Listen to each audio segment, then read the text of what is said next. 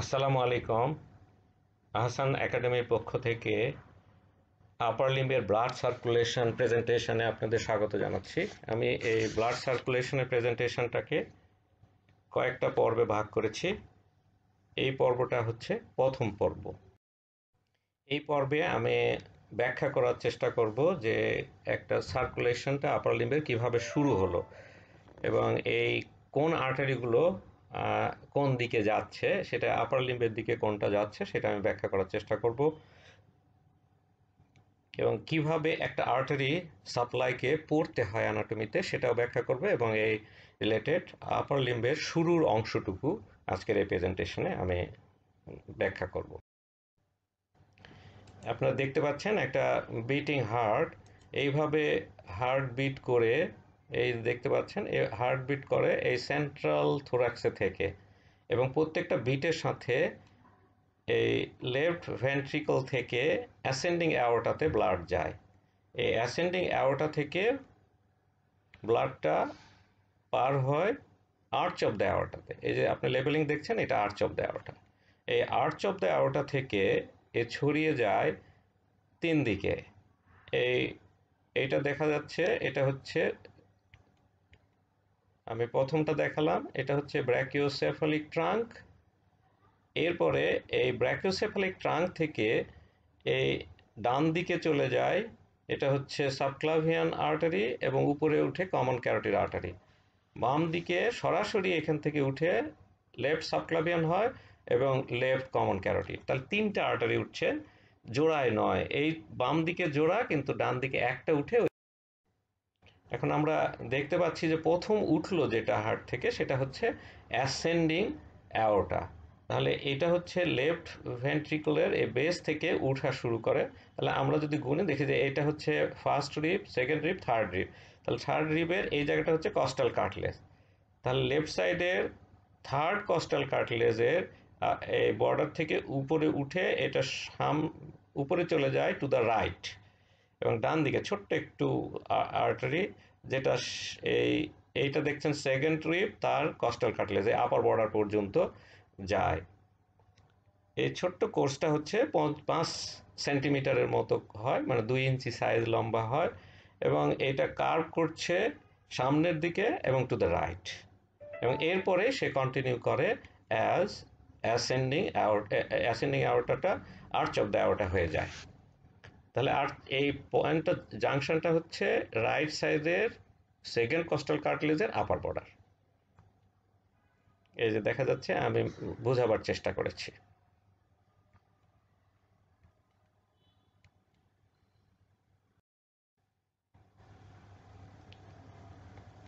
এখানে আপনি দেখতে পাচ্ছেন এইটা হচ্ছে অ্যাসেন্ডিং অ্যাওর্টা। এখানে যদি আপনি খেয়াল করেন, এটা হচ্ছে রাইট ভেন্ট্রিকল। রাইট ভেন্ট্রিকল থেকে এই যে চলে যাচ্ছে ভেনে, নীল রং দেখছেন, এটা আসলে আর্টারি, পালমোনারি ট্রাঙ্ক। আর ঠিক পালমোনারি ট্রাঙ্কের পিছনে থাকে অ্যাসেন্ডিং অ্যাওর্টা। এখানে যদি আপনি ভালো করে খেয়াল করেন, এটা হলো রাইট সাইড পালমোনারি ট্রাঙ্ক, আর এটা হচ্ছে লেফট সাইড থেকে এ পিছন দিক দিয়ে অ্যাসেন্ডিং অ্যাওর্টা ওঠে। এই অ্যাসেন্ডিং অ্যাওর্টাটা পালমোনারি ট্রাঙ্কের পিছনে থাকলো, এবং এইখানে দেখেন আর্চ অফ দ্য অ্যাওর্টা হয়ে যায়। এখন নিচে যদি খেয়াল করি, শুরুতে তিনটা ডায়ালেটেশন থাকে অ্যাসেন্ডিং অ্যাওর্টার। এই প্রতিটাকে বলা হয় অ্যাওর্টিক সাইনাস। সামনে একটা, পিছনে দুটা। সামনেরটা হচ্ছে অ্যান্টেরিয়র অ্যাওর্টিক সাইনাস, আর পিছনেরটা হচ্ছে রাইট পিছনের এবং লেফট পিছনের। তার মানে right and left posterior aortic sinuses হয়। এই যে অ্যান্টেরিয়র অ্যাওর্টিক সাইনাস থেকে রাইট করোনারি আর্টারিটা ওঠে, আর লেফট পস্টেরিয়র থেকে লেফট করোনারি আর্টারিটা ওঠে। এই দুটোই আসলে ব্রাঞ্চ, আর নাই ব্রাঞ্চ এখানে।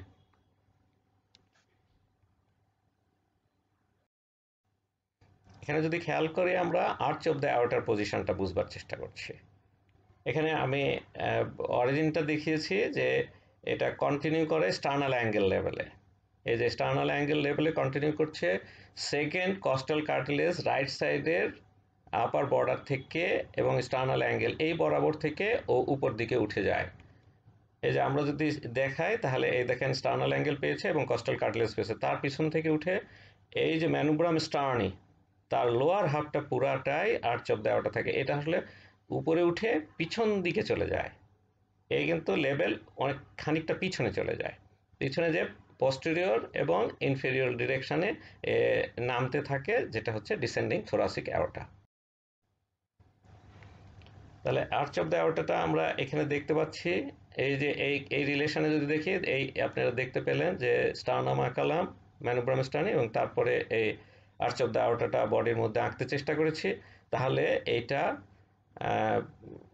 আবার ফেরত আছে এই স্টার্নাল অ্যাঙ্গেল থেকে শুরু হয়ে আবার স্টার্নাল অ্যাঙ্গেলে এবার লেফট সাইডের কস্টাল কার্টিলেজের পিছনে চলে যায়, সেকেন্ড কস্টাল কার্টিলেজের পিছনে।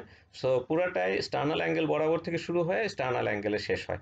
Lower half of the manubrium sterni পিছনে থাকে।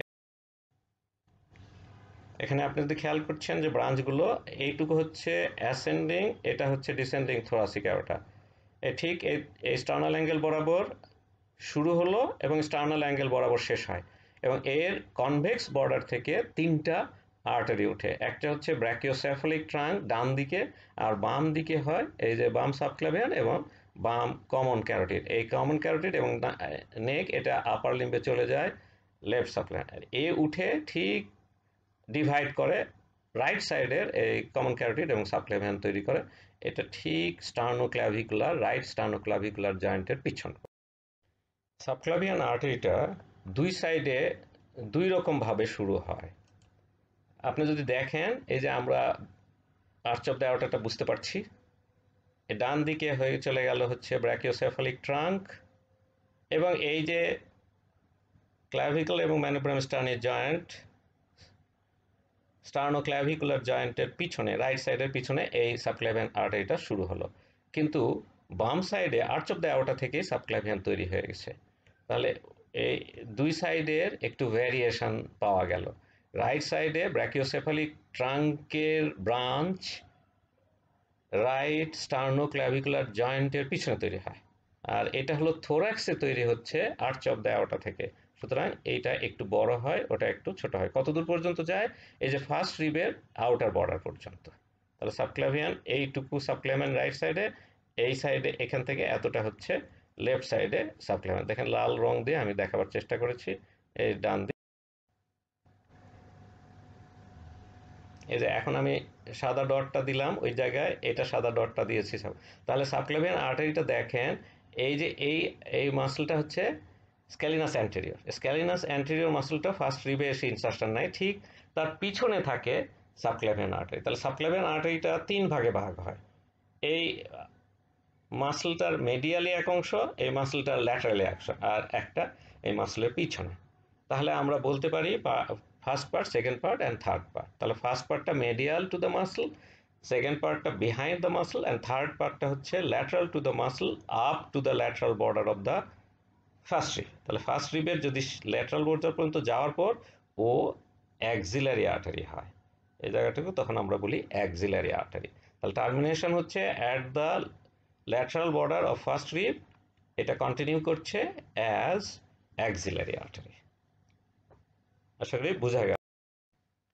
সাবক্লাভিয়ান আর্টারি আমরা ব্রাঞ্চগুলো একটু ওয়াইড স্প্রেড ডিস্ট্রিবিউট করে, একেবারে ক্র্যানিয়াল ক্যাভিটিতে যায়, নেকে যায়, শোল্ডারে, আপার লিম্ব এবং থোরাক্স, চারিদিকে ছড়িয়ে যায় এই ছোট্ট একটা আর্টারির ব্রাঞ্চ।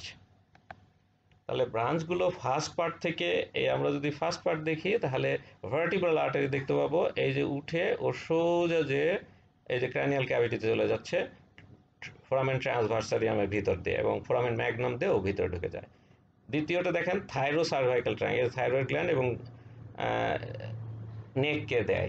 এছাড়া ইন্টারনাল থোরাসিক, এই দেখেন কার্ভ হয়ে সামনের দিক দিয়ে থোরাসিক ক্যাভিটিতে চলে আসে সামনের পাশে।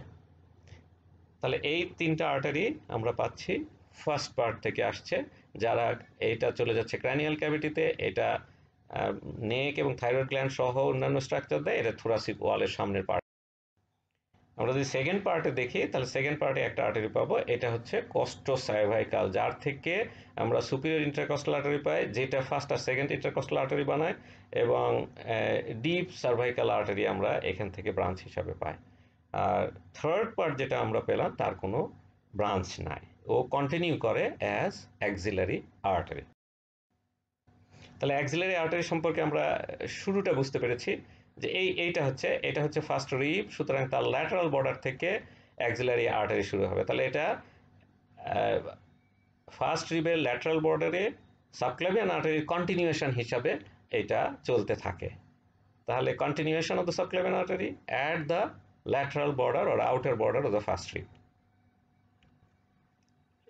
এটাকে দেখতে পাই কত দূর পর্যন্ত যায়। এই দেখেন কার্ভ হয়ে নিচে নেমে এসছে। এই মাসলটা হচ্ছে পেক্টরালিস মাইনর, তার পিছন দিক দিয়ে ও চলে আসে। এইটা হচ্ছে টেরিস মেজর মাসল, তার লোয়ার বর্ডার পর্যন্ত। তাহলে শেষ হলো কত থেকে? টেরিস মেজরের লোয়ার বর্ডারে কন্টিনিউ করছে কি ব্র্যাকিয়াল আর্টারি হিসাবে। সবসময় এইভাবে আমাদের বলতে হয় যে এইটা শুরু কিভাবে হলো, কার কন্টিনিউশন বা কার ব্রাঞ্চ, শেষ হলো কিভাবে, কার কন্টিনিউ করলো না ব্রাঞ্চ হলো। তাহলে এটা দুটো ক্ষেত্রে আমরা দেখছি কন্টিনিউয়েশন, অরিজিন এবং টার্মিনেশন। এইটা হচ্ছে পেক্টরালিস মাইনর। তাহলে এখন আমরা তো পরিষ্কার বুঝতে পারছি যে পেক্টরালিস মেজরের পিছন মাইনরের পিছনে যে অংশটুকু থাকে সেটা হলো মাঝখানের পার্ট, এর প্রক্সিমাল পার্ট, ডিস্টাল পার্ট। তাহলে পার্ট 1, পার্ট 2, পার্ট 3, তিনটা পার্ট হয়। এটা আপনি দেখতে পাচ্ছেন পেক্টরালিস মেজর, এবং এই দেখেন আপনি পেক্টরালিস মেজর মাসলটা এইভাবে হিউমেরাসে যে আটাশ থাকে এবং পুরাটা এই পেক্টরালিস মাইনরকে কাভার করে রাখে। আর্টারিটাও এর আড়ালে দেখা যায় না। এটা হচ্ছে আমি দেখাবার চেষ্টা করছি ব্র্যাকিয়াল প্লেক্সাস। এখানে দেখেন নেকের সাথে ভার্টিব্রার সাথে ব্র্যাকিয়াল প্লেক্সাস এই পুরা কাভার করে আছে এই আর্টারিটাকে। এই আমরা দেখছি যে এই অ্যাক্সিলারি আর্টারিটা আসছে, এসে অ্যাক্সিলার মধ্যে ঢুকছে এবং তার চারিদিকে ব্র্যাকিয়াল প্লেক্সাসটা ঘিরে আছে। এর একটা বিশেষ রিলেশনস আছে, আমরা সেটা বুঝবার চেষ্টা করব। এই দেখেন এগুলো হচ্ছে ventral division of the spinal nerve, যেগুলো মিলে সার্ভাইকাল ব্র্যাকিয়াল প্লেক্সাসটা তৈরি করছে। এই ব্র্যাকিয়াল প্লেক্সাস যখন জোড়া লাগে এরা তিনটা ট্রাঙ্ক হয় এবং ট্রাঙ্কগুলো ডিভিশন করে। এই ডিভিশনগুলো আবার এই যে ট্রাঙ্কটা অ্যান্টেরিয়র পোস্টেরিয়র ডিভিশন হয়, পোস্টেরিয়র ডিভিশনগুলো জোড়া লেগে এই পোস্টেরিয়র কর্ড বানায় এবং এই উপরে একটা কর্ড, ল্যাটারাল আর মেডিয়াল কর্ড তৈরি হয়। ঠিক যদি আপনি খেয়াল করেন যে অ্যাক্সিলারি আর্টারিটা এইরকম করে এই জায়গায় থাকে, ঠিক পোস্টেরিয়র কর্ডের সামনে, ল্যাটারাল কর্ডের মেডিয়ালি এবং মেডিয়াল কর্ডের ল্যাটারালি, এই মাঝখান দিয়ে নেমে যায়। তাহলে ল্যাটারাল, পোস্টেরিয়র এবং মেডিয়াল কর্ডের চারিদিক দিয়ে ঘিরে ধরে থাকে এই অ্যাক্সিলারি আর্টারিটাকে। এই জায়গাটা হচ্ছে একটা শীত নেমে আসে সার্ভাইকাল ফাসা থেকে, একটা কাভারিং, কানেকটিভ টিস্যু কাভারিং নেমে আসে, সেটাকে আমরা বলি অ্যাক্সিলারি শীত। দেখেন পুরা বান্ডেল আকারে এই নেক থেকে এটাকে কাভার করে। এবং আপনি যদি সেকশন নেন তাহলে দেখবেন এই যে আর্টারি এবং নার্ভসগুলো একটা শীতের মধ্যে কাভার করা থাকে। এই পুরাটা হচ্ছে অ্যাক্সিলা এবং এটা একটা শীতের মধ্যে আছে, একটা কাভারিং এর মধ্যে আছে। এটাকে বলা হয় অ্যাক্সিলারি শীত। এটা ক্লিনিক্যালি সিগনিফিক্যান্ট, কারণ কোনো ফ্লুইড ধরনের জিনিস যদি নেকের এখানে জমা হয় ভার্টিব্রা থেকে, এই অ্যাক্সিলা দিয়ে এই শীত দিয়ে নিচে নেমে আসতে পারে। তাহলে আমরা পার্ট ভাগ করেছি পেক্টরালিস মাইনর দিয়ে, এরকে তিন ভাগে ভাগ করেছি। তাহলে এই outer border of the first rib, এটা হচ্ছে ফার্স্ট রিব। পেক্টরালিস মেজরটাকে সরালে আপনি মাইনরটা দেখতে পাবেন এবং পুরা প্লেক্সাস সহ অ্যাক্সিলার কন্টেন্টগুলো দেখা যায়।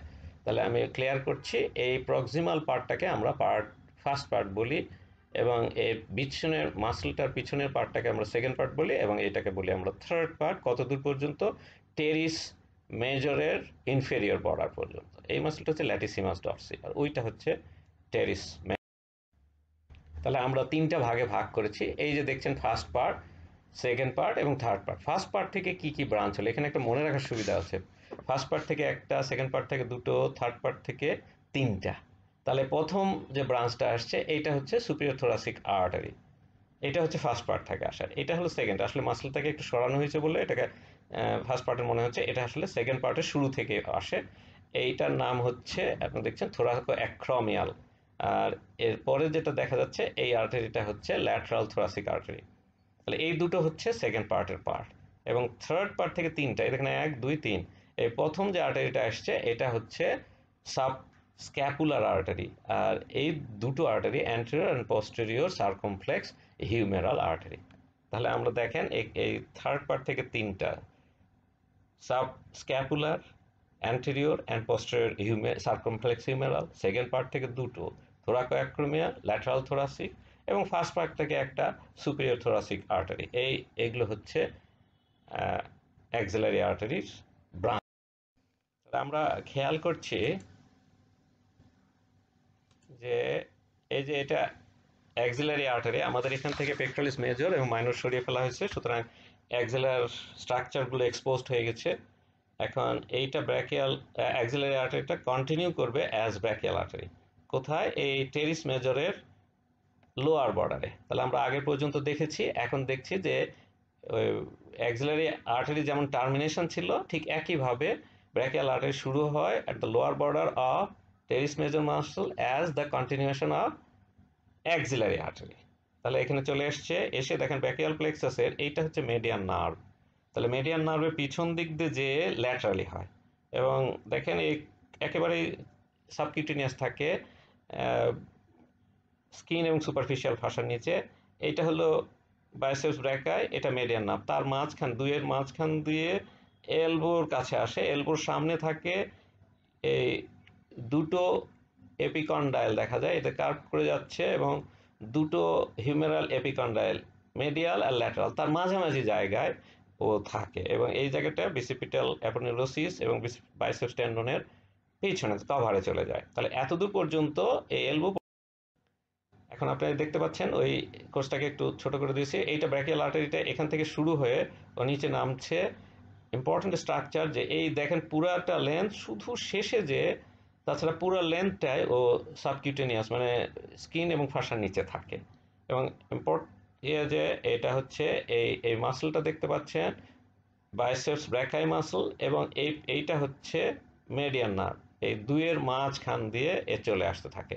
সুতরাং এই বাইসেপস ব্র্যাকায়ের মেডিয়াল বর্ডারকে যদি আমরা আঙ্গুল রাখি, তাহলে এই আর্টারির এই through out the length pulse পাওয়া যায়। আমরা একটু ব্রাঞ্চগুলো বুঝতে চেষ্টা করি। দেখেন খুব বড় একটা ব্রাঞ্চ, এ হচ্ছে প্রোফান্ডা ব্র্যাকাই। ব্র্যাকিয়াল বাইসেপস ব্র্যাকাই এ পাশ দিয়ে এ পিছনে চলে যায়।